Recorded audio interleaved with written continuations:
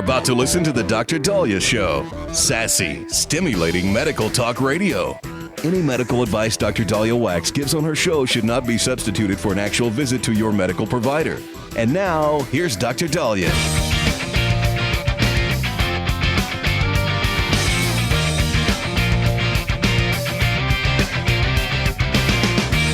We are back on the Dr. Dahlia Show. Thank you all for tuning in. 1-877 Dr. Dahlia, 1-877-DOC-DALI. So one thing I've always wanted to do, and I always promised I would do since the 80s, because I was really, really up on the top 40 and music, and I knew every song and lyrics, was when I get older, because I look at my parents, and my parents, they know their 50s music, but they didn't understand the music of the 80s, and they didn't know a lot of the songs. And I said, no matter what, I'm going to be up to date on music. I'm going to be up to date on the latest and the greatest. I love music. I love all the genres. But I got to tell you, I don't know who the hell half these people were at the Grammys. I didn't watch the Grammys. From what I understand, it was a big woke fest and all politics. And then I wake up today and I see these pictures of Chappelle Roan. I'm sorry, I don't know who Chappelle Roan is, but I can barely look at this picture of her because she's wearing a gown that is attached to her nipple rings. And for any of us women who have ever worn evening gowns, we accidentally step on the front skirt of the gown oftentimes. And I am looking at this as, oh my gosh, is she going to rip her nipples? If you've ever repaired as a physician a nipple tear, you can't unsee that. I never want to see anybody sustain a nipple tear. And when you see that there's dresses designed to connect your dress to your nipples, oh my gosh, I don't get that. The nudity, not really understanding why that had to happen. Some of the individuals who won Grammys, I do recognize. Right? That is, Kendrick Lamar, Olivia Dean. Let me see who else. I think Bad Bunny. But what was really interesting is that people apparently turned this off because just everybody was going up there, saying cussing and being anti-ICE and just, I think even Trevor Noah went after Nicki Minaj because Nicki Minaj was supporting Trump. Really? This is America. You can't support somebody you want to support? I don't get that. Olivia Dean wanted to highlight her immigrant heritage. She's the granddaughter of immigrants. And, so I'm a daughter of an immigrant too. If you are a daughter of an immigrant or a family member of an immigrant, then you are in support of a legal immigration policy. We got here because America, unlike other countries, was a little bit more liberal in allowing people to come, learn, take the test, get a job. The legal immigration process of America is something we want to salvage and nurture. When you allow illegal immigration, it really messes it up for the legal immigrants. Look at how the border is now closed. So it's harder now for legal immigrants to come because of the debacle that Biden did with illegal immigrants. So if you're saying, I'm an immigrant, I'm a daughter of an immigrant, and I am too, first generation American on my father's side, I am really, really grateful for the immigration process that allowed my family to be here.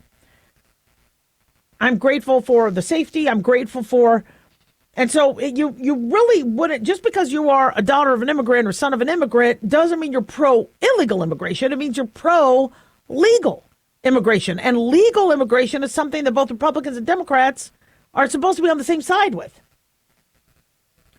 Rapper Bad Bunny said his bit, saying ice out. Got applause for that. Billie Eilish, this was confusing. She said, we're not savages, we're not animals, we're not aliens, we are humans, and we are Americans. No one is illegal on stolen land. Everybody clapped going, oh yeah, that was good, the land is stolen. Okay, well, our history in terms of our acquisition of lands not the highlight of our history at all. That's, obviously the expansionism that has happened for centuries, and how we are here today. Not something that we as a society are proud of. But if you really feel that strongly about the land being stolen, then why are you here? Go to land that then you don't feel was stolen. I mean, you are in a venue getting an award or being able to present an award. But if you're feeling that the land was stolen, then maybe you shouldn't be on that land. People are not really putting money where their mouth is, which is frustrating. And the music industry, right? Hollywood feels like because they're making so much money and they don't want to be attacked and they don't want to be canceled, that the safest thing for them to do is be political. And then it was almost like, well, I can't go up there and not be political. Now, Jelly Roll brought up his love for God, and he was really inclusive of everybody. Whether you're Republican, Democrat, or whatever, he said, Jesus loves you. It was a beautiful speech. And thanking God, thanking, individuals that helped you get to that award, it's nice. But you also need to thank, right, our first responders. Thank our teachers, thank our doctors, thank the president, thank, the founders, thank the military. When we thank people for being American and being free and being able to wear nipple ring dresses that you can't do in other countries, the current America is the one that's allowing you to do that. And you just kind of see all this anti-American sentiment. I guess there was a teacher we're going to talk about that flipped the American flag upside down. You're able to be a teacher without needing to cover your head, without needing to hide your LGBTQ AI plus status like you have to in Gaza and other countries. Being able to teach and be a woman having a profession. Why? Because you're in America. And then you're almost peeing on the flag, so to speak. So I don't get what Hollywood is doing, but it was pretty hypocritical. 1-877 Doc Dolly.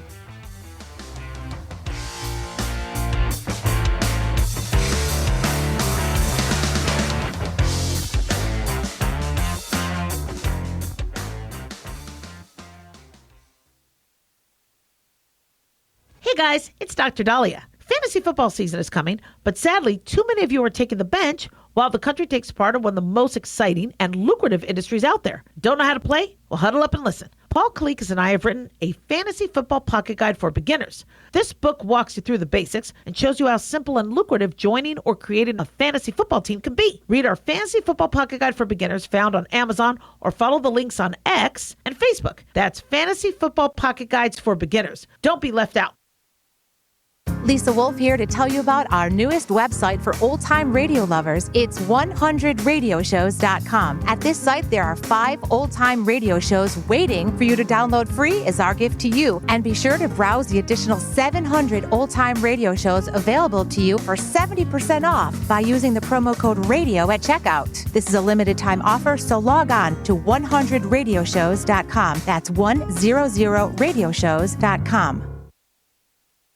Let's face it, guys, we're living in times where the truth is becoming more suppressed and censorship is increasing at an alarming rate, especially on social media platforms.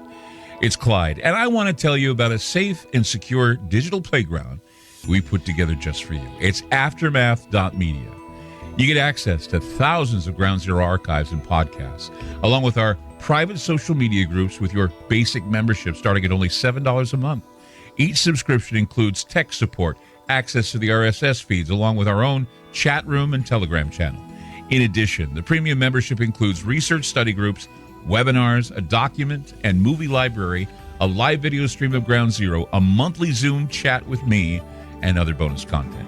Be sure to check out our yearly specials as well. Sign up today while you're thinking about it. Sign up at aftermath.media. Again, that's aftermath.media.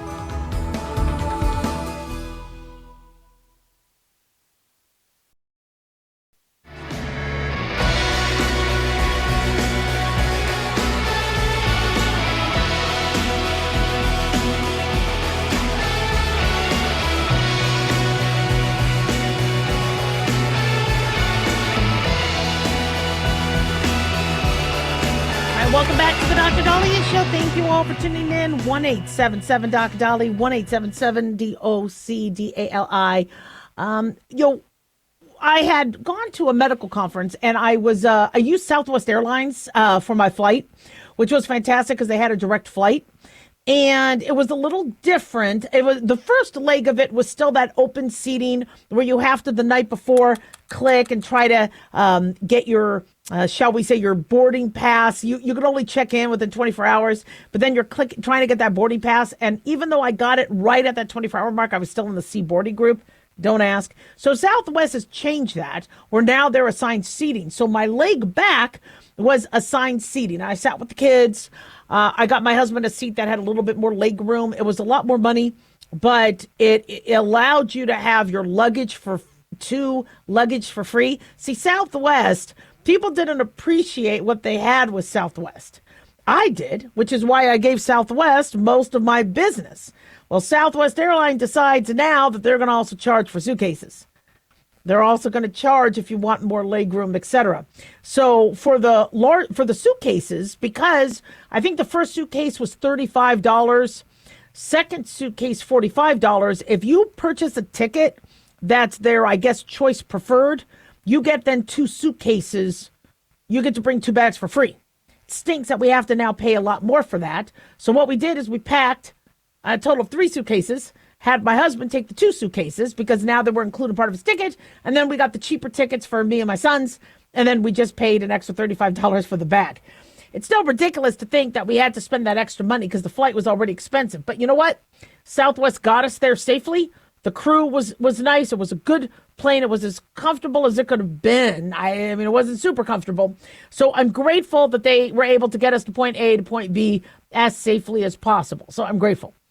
But there's these scams that they've always been there, but apparently they're being a lot more popular and more prominent these days that I want to warn you against as it pertains to your bag. So when you check in your bag, they give you that big sticker. And I always screw that up because I don't follow the rules. You got to unstick this part. I always put the sticky part in and then it gets caught and then I pull it so anyway, you're only supposed to take off the sticker, slip it through and then tape it. But then when you pull off that piece, it has your identifying information for your bag. So I like to take that and smack it on my thigh, right, or on my phone, so I have that information. But a lot of people do is they throw it out. Don't throw it out. Don't throw it out. Because if people are listening to where you're going and they're listening and they might be on your same flight, all right, they might steal your bag information. Keep that. That is pretty important. Other things that appear to happen, according to Mind Body Globe, is when these bags go down the conveyor belt, somebody might take your bag. They might get off the plane early, grab your bag, and go to the nearest exit. They might swap it with another bag. Everybody seems to have the same color. Yeah, there's some pink. There's some Disney. I really like the bags that are chrome colored. I love those silver bags, but the majority of the bags are all black. The carry-ons, everybody gets the same Amazon sort of luggage or baggage. And so what a lot of people do is they get there first, grab the bag, and go. You don't see security watching.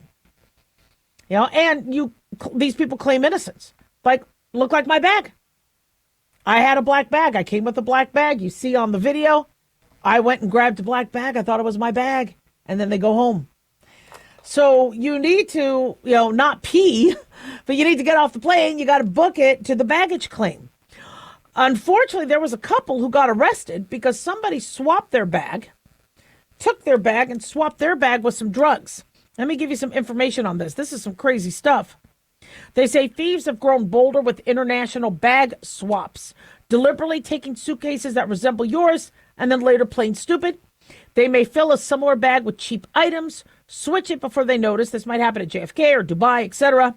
And apparently this scam is very common. The carousel area is chaotic. You might not even notice it. And so a stranger will lift a similar looking suitcase, walk away. And Seattle SeaTac Airport reported that luggage theft from baggage claim reached record rates with 97 cases in 2011, but now 500 cases per year recently. Now, that's ridiculous. So there were 2 tourists in Germany who were victims of one of these scams back in 2023 and spent 24 hours in prison. And why? Because somebody took their bag, swapped it, and put drugs in there. Imagine, you're just trying to get home. Somebody opens a bag saying, "This is your bag." No, it's not my bag. They go, "Well, why did you take it?" "Your fingerprints are on it." "Well, I thought it was my bag. It looks just like my bag." And then they open it up and they're drugs, and that's not yours. That's pretty scary. So they say baggage handlers have been involved in swapping drug-filled luggage for checked bags, even switching the luggage tags. If drugs are found, if your name is on it, you're the one that the police go after. I mean, they're pretty sophisticated. They said airports worldwide have reported insider thefts where baggage handlers are quietly removing valuables or even entire suitcases. Apparently that happened in Fort Lauderdale. A traveler used an AirTag to trace his missing bag straight to an airport employee's home. Similar incidents have surfaced in Spain and the Philippines.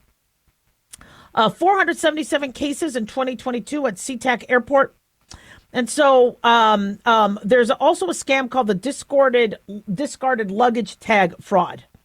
So they say there's enough information on that tag for a scammer to pretend they are you, make a claim for reimbursement of missing items, with scammers watching for people to throw their baggage tags away, dig it out of the trash, get all the baggage details, and then impersonate the traveler baggage claims, proving now to be like a real issue for airlines.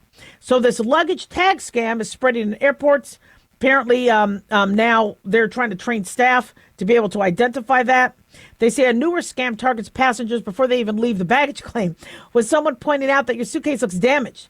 They offer to help file a claim, lead you towards an unauthorized kiosk, and now they're distracting you while you're getting mugged. So what should you be doing? Well, one is mark your bag in a way where it's really, really hard for them to replicate.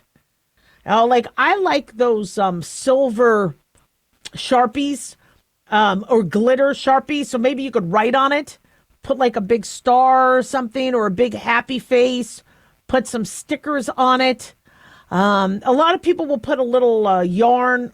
Those can easily come off. Somebody could cut the yarn off, and then you're like, well, that's not mine because there's no yarn. I don't know if I would do that. But they say to mark your bag in a way that's really hard to duplicate. A bright strap, a pattern tag, colored duct tape, add your name inside the bag in case labels are removed. Always double check luggage tags before you leave the airport. Don't walk away from the carousel. I know you got to pee. Have somebody stand there for you, that so then you can go pee, grab your bag immediately. Make sure it is yours. Double check it. So I always open. So my tag is always packed to the gill. So I always check the bag and I open it up and then things start falling out like underwear and stuff like that. But I don't, you got to know that it's yours. Authorities are saying bag theft is on the rise. Airport employees are telling you to be careful.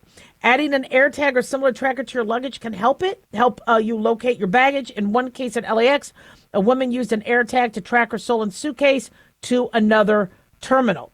Keep your luggage tag until you are off airport grounds. Don't throw it out at the airport, all right, or destroy it at home.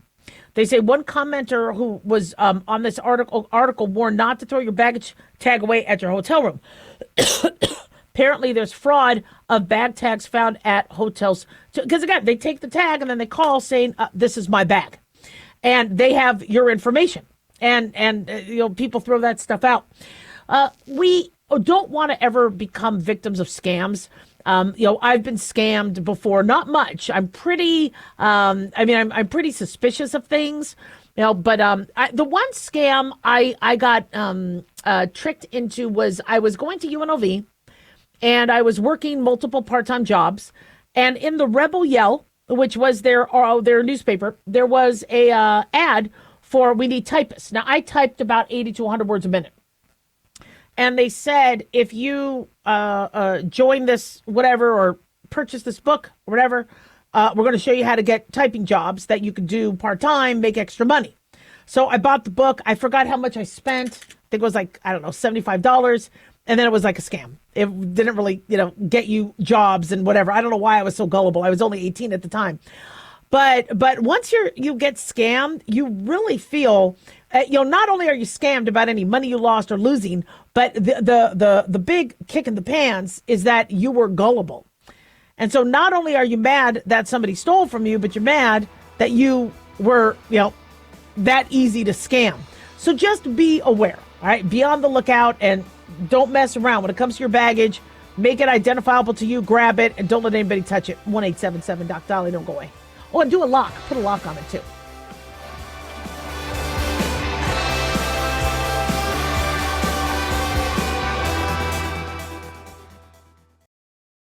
At Hot Shot Secret, we share the science behind common diesel problems and their solutions. For example, Diesel fuel cetane levels. in many states, the cetane rating in diesel fuel is 42 to 45. Most diesel engines operate more efficiently with a cetane rating of 48 to 50. One treatment of Hot Shot Secret Diesel Extreme will raise your cetane 7 points, increase fuel economy, and improve cold starts. Due to a cleaner burn, there are less hydrocarbons and particulate matter in your exhaust. This reduces the blockage of your diesel particulate filter. Using Diesel Extreme generates 83% less DPF regenerations. The 6-in-1 Diesel Extreme formula also includes the most concentrated detergent on the market, lubricity enhancer, water demulsifier, rust and corrosion inhibitors, and a fuel stabilizer. Hot Shot Secret Diesel Extreme is available nationwide at truck stops, fine farm and auto stores, and online at hotshotsecret.com. Hot Shot Secret. Powered by science.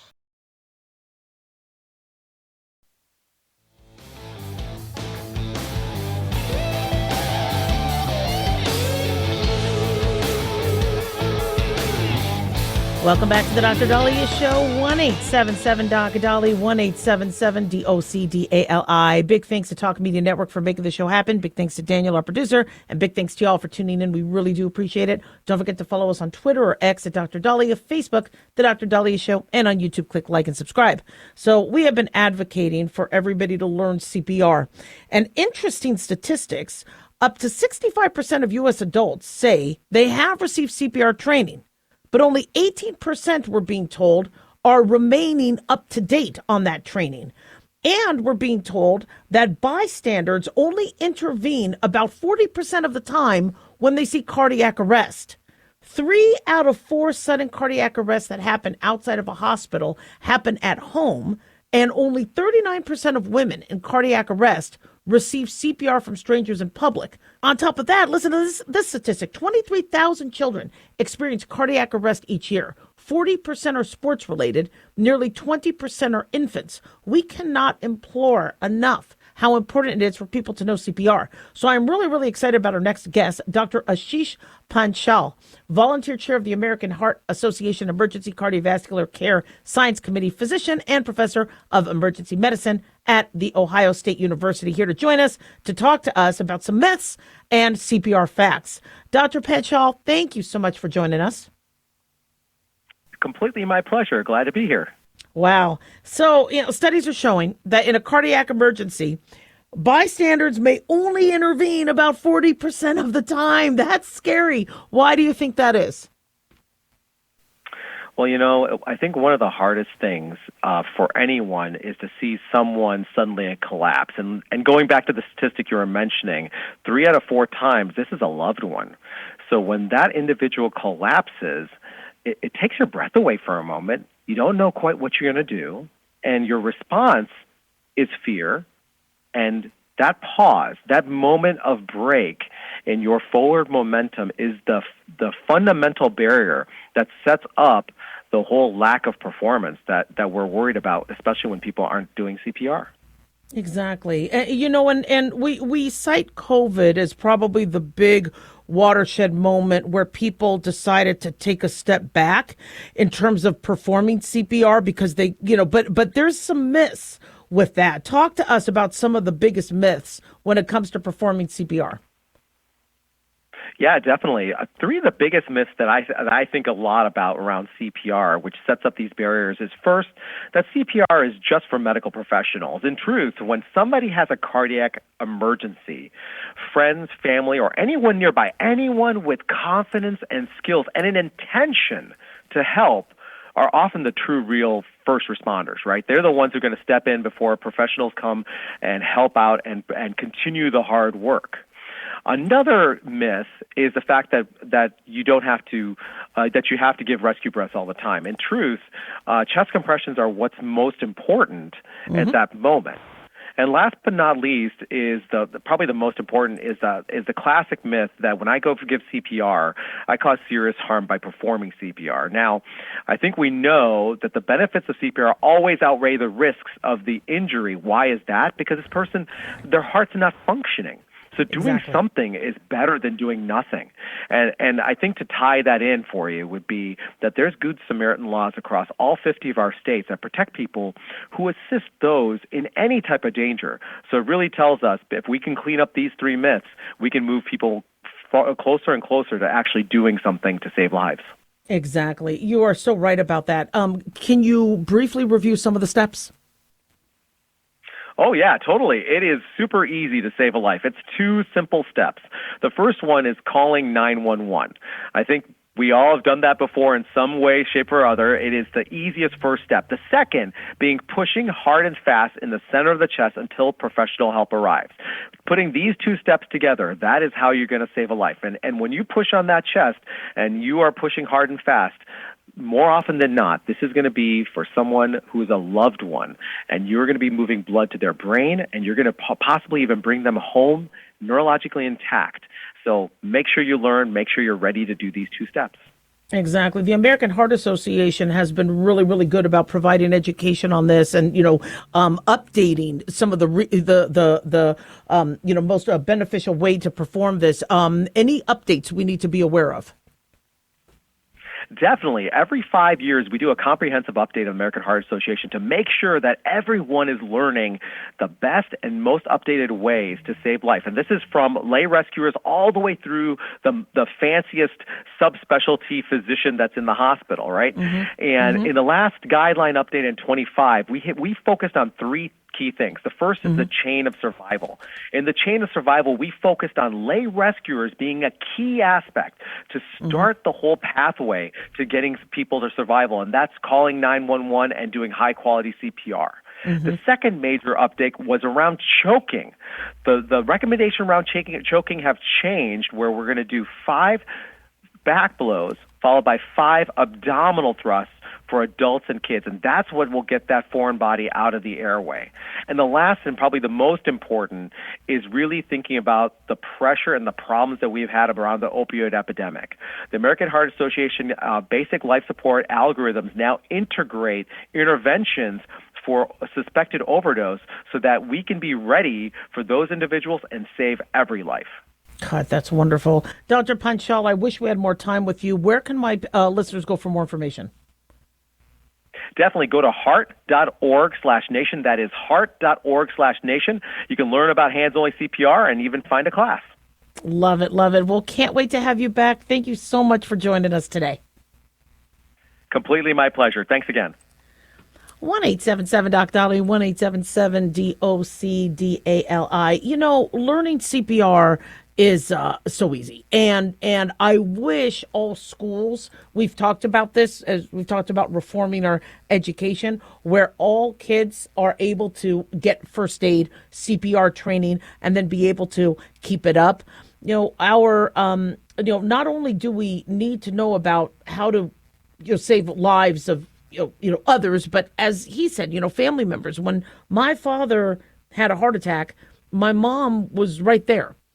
And she froze. We always we think we're gonna be like the doctors on the pit. We feel like we're gonna jump in and be able to say yeah give me epi now but the truth of the matter is you're not, when you're not expecting it, you freeze.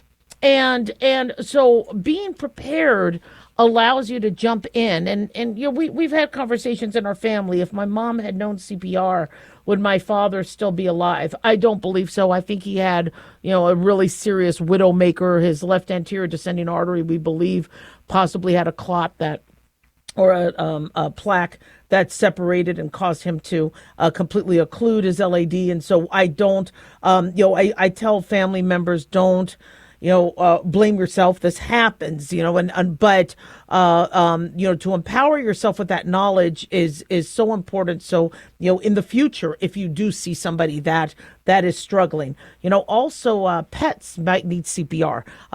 My dog Uzi had demonstrated. I'll post the video again.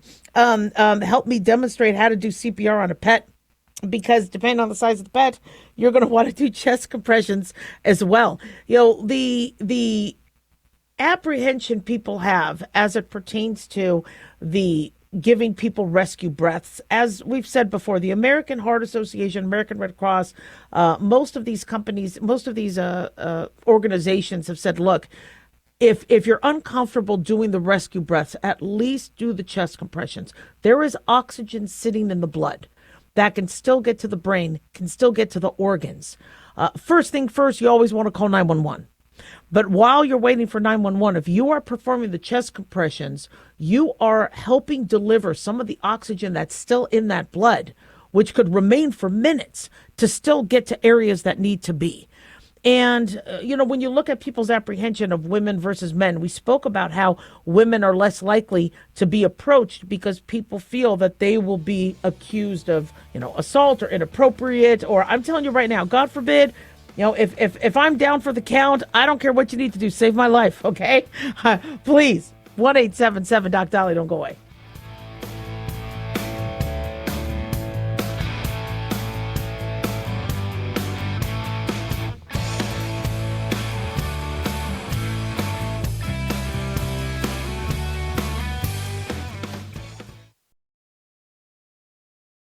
Carl Amari here to tell you about our newest website for old-time radio lovers. It's 100radioshows.com. At this site, there are 5 old-time radio shows waiting for you to download free as our gift to you, and be sure to browse the additional 700 old-time radio shows available to you for 70% off by using the promo code RADIO at checkout. This is a limited-time offer, so log on to 100radioshows.com. That's 100radioshows.com. Have you ever thought you'd like to buy and sell houses but didn't know how or where to get the money? My name is Ron LeGrand, and over the past 40 years, I've bought over 3,000 houses without using my money or credit, and taught thousands to do the same. Today, even in a virtual environment, we buy nice houses in nice neighborhoods using no banks, realtors, contractors, or other costly entanglements, and build huge cash flow and wealth without the hassle of tenants, all without credit and little or no money. You don't need a license or experience, and I'll show you exactly how it's done. Text FREE to 99799, and I'll send you my free training. I promise you I'll change the way you think about real estate and open the door to a new lifestyle that doesn't involve risk or rehabs and can quickly replace your current income. Text FREE to 99799, and let me show you how to take your life back and build cash flow and wealth from your home. That's FREE to 99799. Again, FREE to 99799. As an organ donor, your story doesn't have to end. The good in you can live on. In fact, you could save up to 8 lives and restore sight and health for many more. Sign up right now online as an organ, eye, and tissue donor. You'll be happy you did. And just maybe, someone else will be happy too. Go to organdonor.gov. It saves lives. U.S. Department of Health and Human Services, Health Resources and Services Administration.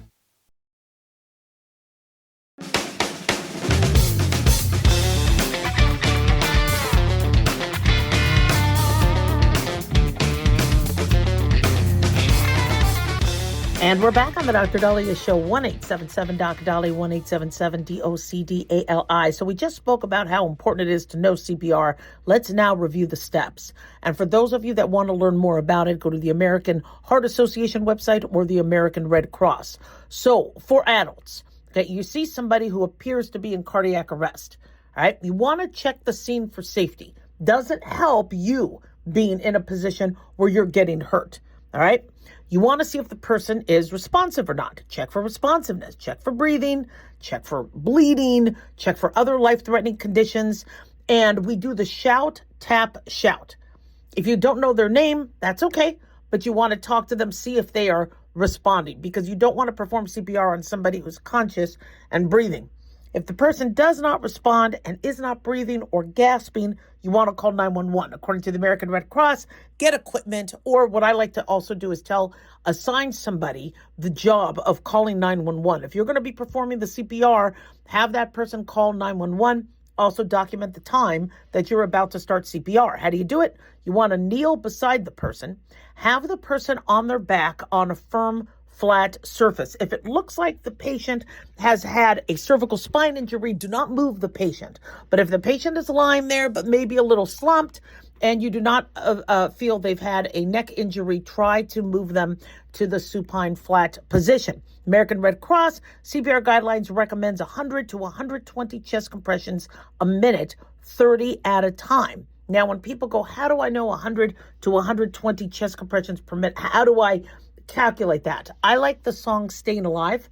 If you do it to the song Staying Alive, staying alive. Well, anyway, staying alive, that sort of beat. Another beat you could use, which I really wouldn't sing out loud if you're performing CPR, is another one bites dust. Another one bites dust.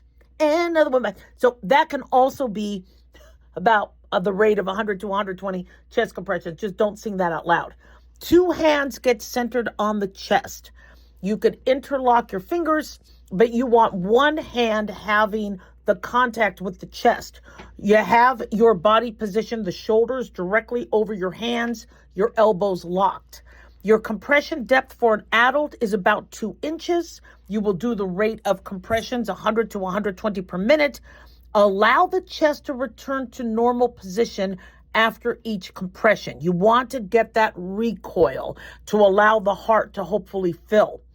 If you do want to give breaths, open the airway to a past neutral position using the head tilt, chin lift technique. Pinch the nose shut, take a normal breath, and make a complete seal over the person's mouth with your mouth. Ensure each breath lasts about 1 second and make the chest rise. After you give the breath, you could look and see if the chest rose. Allow air to exit before giving the next breath. According to the American Red Cross, if the first breath does not cause the chest to rise, retilt the head and ensure a proper seal before giving the second breath. If the second breath doesn't make the chest rise, we might be looking at an obstruction blocking the airway.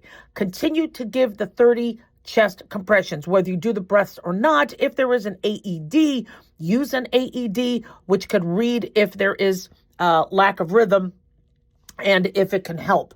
And then in terms of interrupting the chest compressions, people say, well, what if I have to get back on the phone with 911, or what if, and then have somebody else continue the chest compressions? They do not want more than 10 seconds to delay in between chest compressions.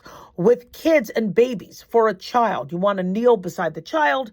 For a baby, you want to stand or kneel to the side of the baby with your hips at a slight angle. We're going to also do 30 chest compressions. For a child, place the heel of one hand in the center of the child's chest and with your other hand on top of your fingers interlaced and off of the child's chest. Again, only one hand has contact with the chest. Position your shoulders directly over your hands. Lock the elbows. Keep your arms straight.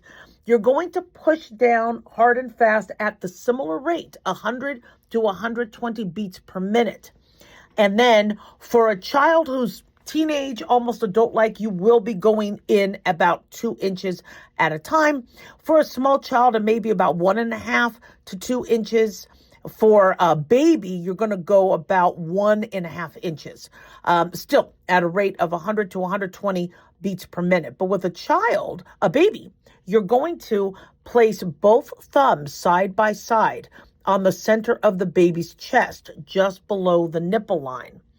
And, or you could do the 2-finger technique as opposed to using a whole hand. Of course, with all of the above, you want to allow the chest to return to its normal position between each compression. If you feel you cannot reach the depth of 1.5 inches for a baby using fingers, you don't think your fingers are strong enough, if you have to use a one-hand technique, you can. If you can give breaths, you want to do that as well. For a child, open the airway doing the head tilt chin lift technique. Again, do not touch the head or neck if you think there was a neck injury. For a baby, open the airway to a neutral position as well with head tilt, chin lift. And then you want to blow into the child or baby's mouth for about a second, making sure the chest rises and allowing the air to exit. Obviously, still, make sure somebody is on the phone with 911. Make sure somebody is documenting when you started CPR, even if they could document how many cycles.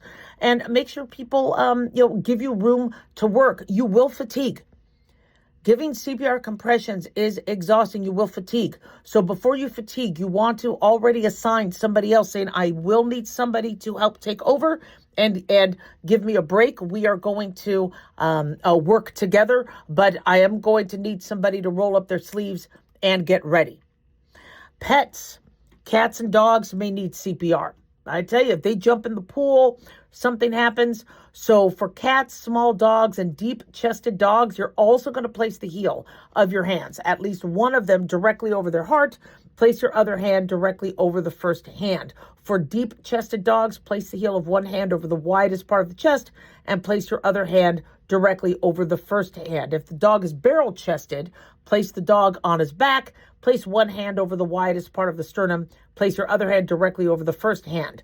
The compressions, again, 120 to 100 to 120 compressions per minute. So you don't have to worry about, changing songs or your playlist. The Staying Alive song or Another One Bites the Dust should suffice. Compress 1/3 to 1/2 the width of the pet's chest. Make sure the chest comes back, fully recoils by compressing again, and performs 30 compressions. I don't have a problem putting my mouth on the dog to give rescue breaths. If you're fearful of doing that, just do the breaths. If you think the dog's going to bite you, you could just do the compressions. I get that. But for those of you who do want to give rescue breaths, gently close the pet's mouth, extend the pet's neck to open the airway, and then cover your pet's nose with your mouth. Exhale until you see the pet's chest rise. It's something that when you learn how to do it, you really feel confident. The confidence people feel when it comes to CPR. I know people are thinking, I wouldn't be able to do that. I wouldn't be able to do that. When you go through the training, you come out of that class ready to go. In fact, I come out of those classes saying, all right, who needs me? I mean, I'm ready to go walk that. Yeah, it's really easy to learn. And then you feel like you could really help save a life. Now, people will say, yeah, but Dr. Dahlia, once a person needs CPR, the chance of them making it, actually, there's a very good chance of them making it. Don't be looking at this, the 30% or the 40%. If you have a chance to save a life, whether they're the 30% or the 70%, you do it. And if you're really fearful about putting your mouth on somebody, you could just do the chest compressions. But, as we said, women seem to get CPR less because people think that they are going to be accused or arrested because they were touching their chest. And it's a real shame that in society right now we have people who, sadly are assaulted and the predator doesn't get caught, or people accusing innocent people of assault when that person was just there to help, or, and so ensure that, you have somebody with you, God forbid, if you're a woman like me and you think that someone's not going to jump in and help, make sure you have a buddy who promises to help. 1-877-Dr. Don't go away.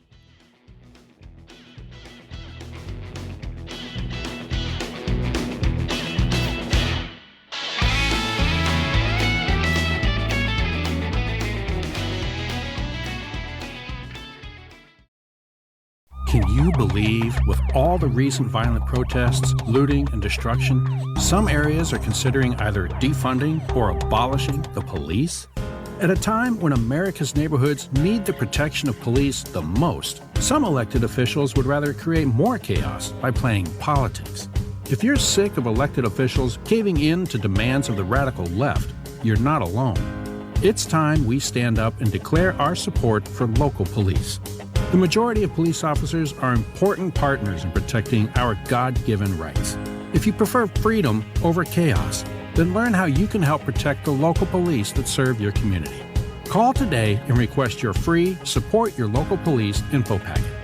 Dial 800-JBS-USA-1. That's 800-JBS-USA-1.